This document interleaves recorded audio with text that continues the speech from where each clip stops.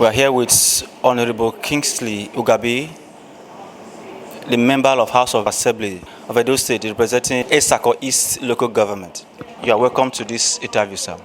Thank you very much. It's my pleasure. First of all, I want to say congratulations.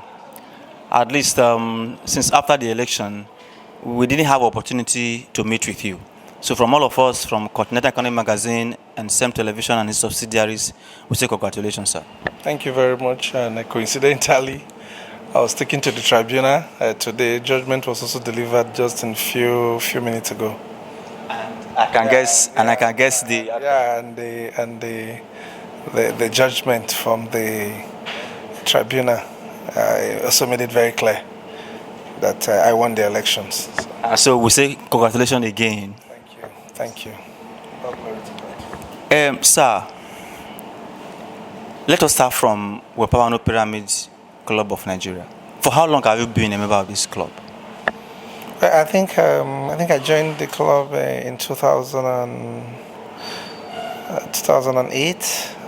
2008. So that's barely like almost 15 years ago. So. For the period you have been a member of the club, first of all, let us talk of the internal management of the club. What will you say is the strength of the club internally? Well, like you said, I think the club has been very consistent in terms of their aims and objectives. The club has been very consistent in terms of their programs. And, the leadership of the club have been so strong, so supportive, and all those guiding principles that you could say keep a club alive, keep a club to grow. All of those things are what the club has really demonstrated. From president to president, you want to say this president did well, another takes over, you say, oh, this one did better. Another takes over, you say, oh, this one is the best. So I think the leadership from time to time, they've been very, very wonderful. Quickly, we will come back to the Pyramid Club, but I want to talk about you. I want to talk about the leadership of Edo State. First of all, I know during the campaigns, a lot was said, and there has been a lot of accolades to your performance. But from you again, what motivated you to go into politics? Well, like you know, I used to be in the petroleum marketing industry. I rose to become a depot manager, from being an internal auditor to aerial accountant to stock accountant. And then I'd worked in years in Lagos here. I'd worked in the Federal Ocean Terminal in One. I'd worked in Transamadi in Port Harcourt. I've also worked in some of our locations in the organization where I worked. Sometime in Warri, I've been in Warri, I've worked in Warri, I've worked in Abuja, and also worked in Calabar. Yeah? But all of that, I know it's all about service. Some of those criticisms, some of those points, those complaints we give when you are outside government. You want to complain that, oh, this is not working, this is not working. How do you contribute? I saw that in the private sector, I'd done my own, that I did my best to have served. And then even when I was working, home was always in my mind. I like to be home every time. I like to answer questions, what is happening. I like to probe those issues or troubleshoot those issues that our people had complained about. So all of this encouraged me to go into politics so that I can be able to contribute my quota, so that I can be able to be a voice of the people. And to God be the glory, when I ventured into politics in 2015, I got the ticket for the All Progressive Congress to contest in the House of Assembly that term. And then I was lucky, I was elected. The people of Etsako East from Agenebode to the villages of Iwiari, Iwieboa, Iwianopodi, Iwihua, Iwioge, Iwikwe, Orame, Edegbe, Igiode, Uzanu, they all came out and they voted for me. Unwedego and again in Bodetan, they all came out and voted for me. And then again in Bodetan, all came out. Mokweme, Usholo, Ekotso, Agieri, I can go on and on. Everybody from Wepa to Uwanu, to Uzanu, to Okpekpe, to Imiegba, to Okbela.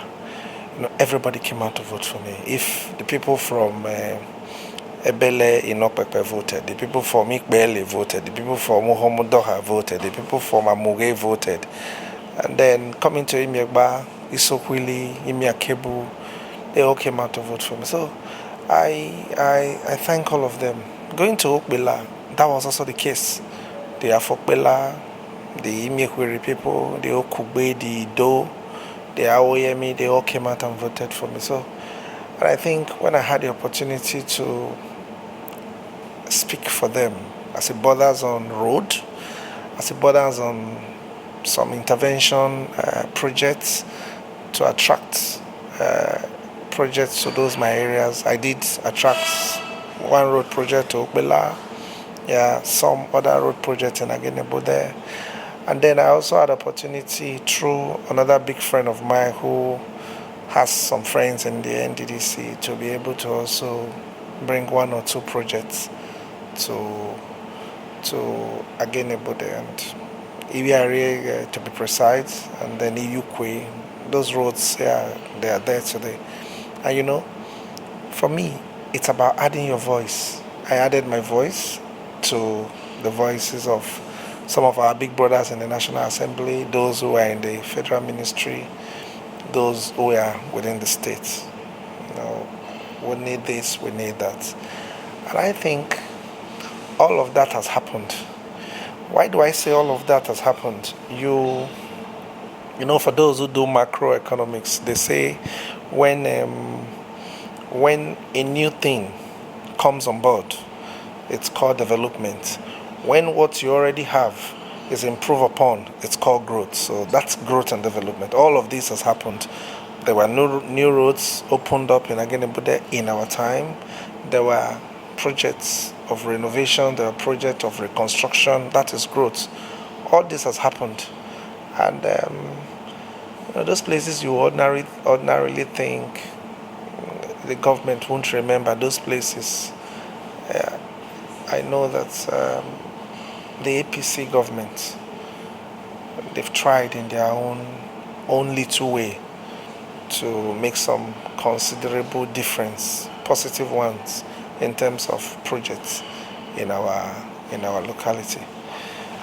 I think we are grateful to God that we could tell those stories. Okay, let's speak a little bit about Edo State politics. Of course, we are developmental organizations. We focus on development, we focus on economy, focus on business. But it's also true that the credo of development is actually politics as well. There was work, I can't, should I call it a change of party leadership in Edo State from APC during the time of Adams Oshomole, then first tenure of Obaseki APC, then second tenure PDP. Okay, I want to do a comparison. Where was more development? Is it during the time of APC or now during the time of PDP in this present Obaseki's second tenure? Of course, you know the answer. You know the answer because at the point our leader, distinguished Senator Adams Oshomole, His Excellency, the time he was in charge of the state, there are a lot of projects you can point to. And so that also was the drive all of us had that made some of us go into politics, that I also think even made Obaseki himself even venture because of those things that were on ground. And so Yeah, check the records. If Obaseki did very well, I'm sure it was when he was in the APC. So I try not to talk about the PDP because I can't really count or point anything they have done, you know. But I think our party APC have done better when they were in charge of governance in Edo State.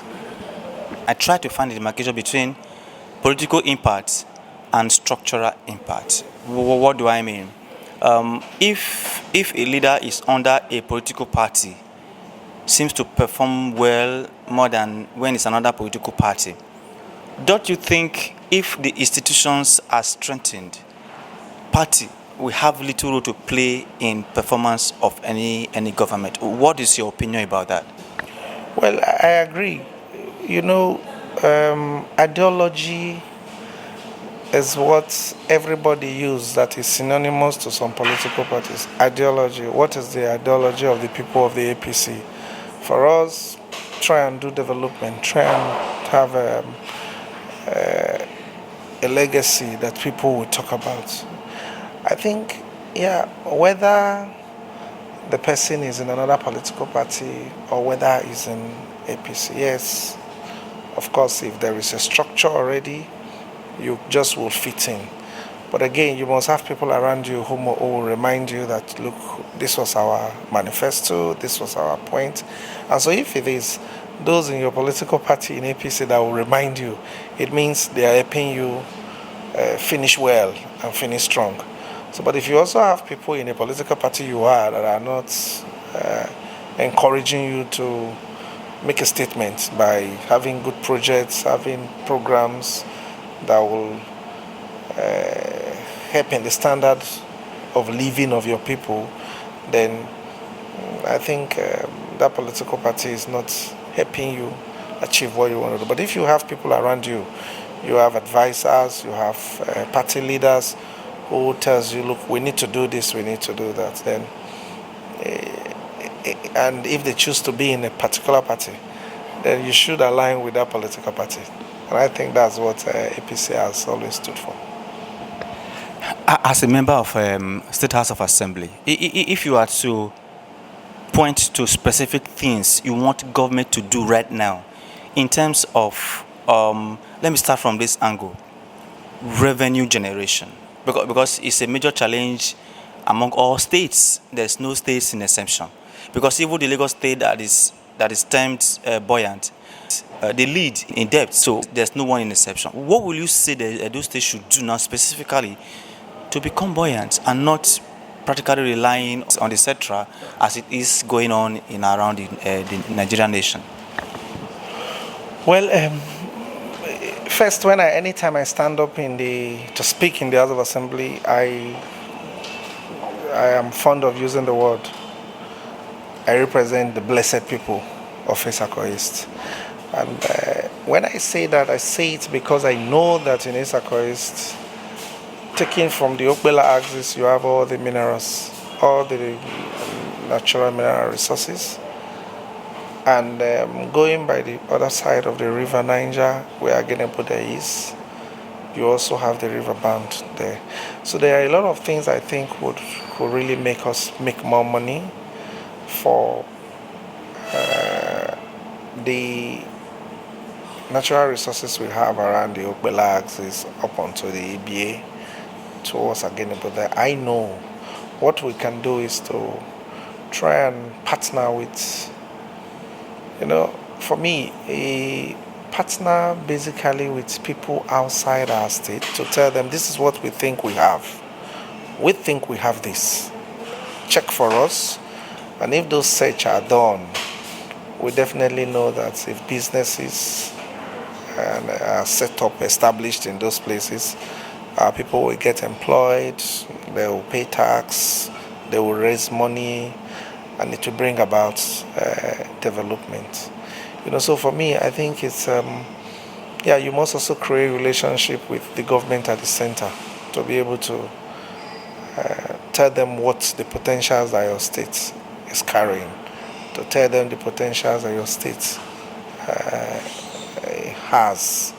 If you do all of this, definitely they could also help you get big people who can come and invest, and you too you sure will be better, because the more you have those industries around your place, the more you're able to raise money. Of course, also stop leakages, stop corruption, make sure money meant for your people are for your people. I think it's just to be able to open up Edo State. When we have opportunity to bring in people to tell them we think our states, our local government can get this. You just help us do some search. It may take some long time, but I know that we are blessed looking at our terrain. I have 3 more questions for you, and we'll take it from here first. The last dispensation or the last regime, I can consider it as one that was not favorable to the House.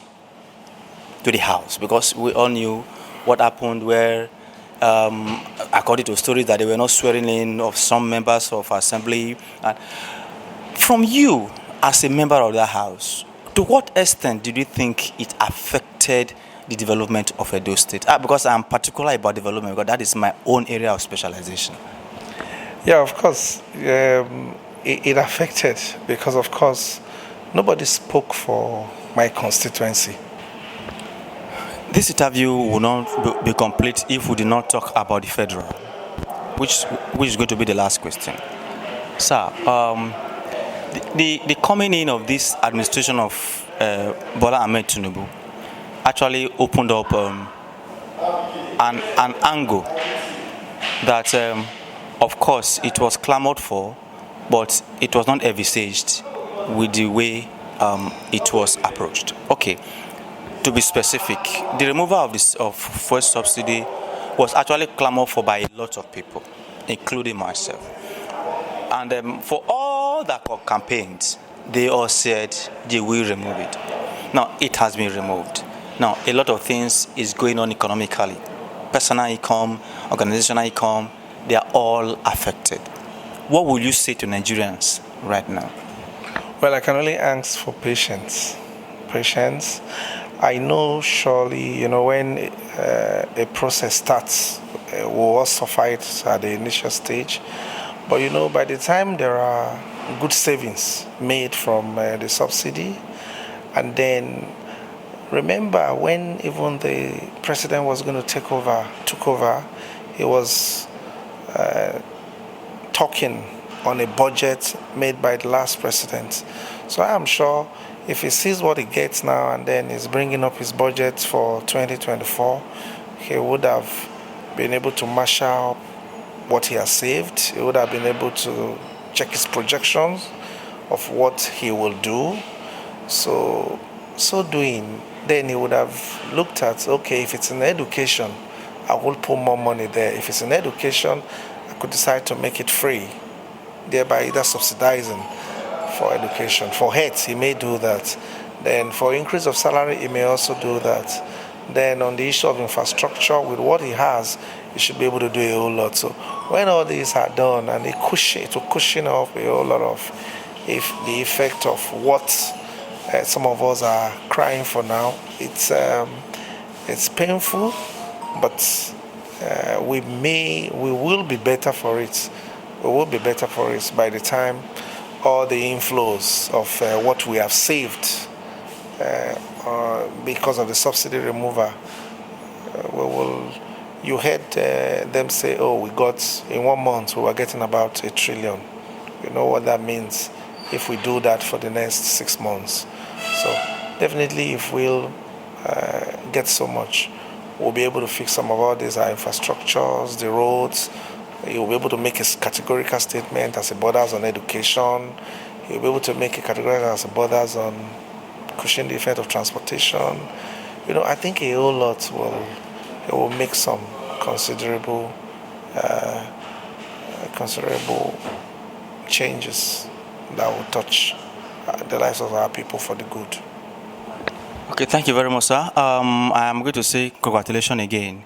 But this is not actually a question. I will only ask you, how do you feel now being fully will I use the word approve? No, but at least tribunal has spoken. So how do you feel right now? Yeah, except the PDP guy, except he decided to go again to appeal this judgment. But I think I feel very happy. I'm grateful to God Almighty, and I'm grateful to the people of Etsako East who gave me the mandate in the first place. They have been so kind to me.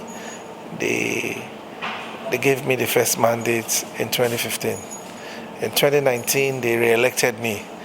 I was not sworn in. They came up again in 2023 and said, look, we know you can do a whole lot for us. Go and represent us again. But for me as a person, I give God the glory. I thank God Almighty, and I thank the people of Etsako East. It's only just a wake-up call for me to now know that I have to do something. I have to speak more for the people. I have to speak even louder now. I have to add my voice to those in government to be able to attract projects. I have to talk for those who had complained that their schools are bad, that there are no teachers. I have to talk for those who complain that the primary care centers in their domains are not too good. I have to speak for those hospitals, the general hospitals that have no doctors around our domain. I have to speak for the issues of insecurity that our people cry about. I have to speak just for a whole lot of things that have been negative. So I think this winning and this judgment has only pushed me to talk more for the people of Etsako East.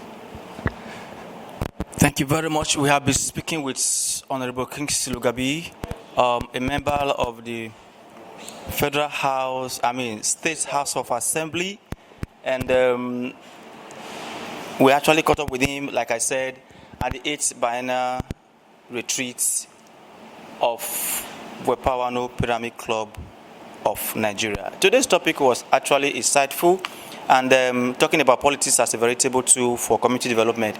Even at the plenary, his contribution were so impactful, having spoken about what the state needs to do to continue to impact development, and also what the state should do in collaboration with the clubs that is holding their retreat today. We are going to leave it here, and of course we will find time again to continue to track developments of our people and how Edo State is faring in the economic drive.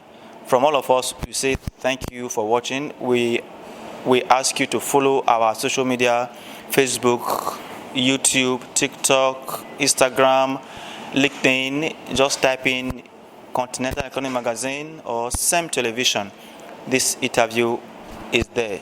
Continue to share and continue to like until next guest. Thank you.